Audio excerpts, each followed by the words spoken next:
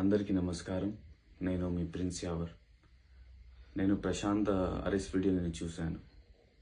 అది చాలా చాలా డిప్రెసింగ్ న్యూస్ అది. సో అది చూసిన తర్వాత నేను అస్సలు షాక్ అయ్యాను. సో ఎలా మాట్లాడాలి మీతోనే సో నాకు అర్థం కావడం లేదు. సో అందుకే కొంచెం సేపు నేను అది టైం తీసుకున్నా. సో అది ఒక్క మాట ఉంది నా దగ్గర, అది ప్లీజ్ అది ప్రశాంత్కి సపోర్ట్ చేయండి. ప్లీజ్ సపోర్ట్ చేయండి. He is very genuine.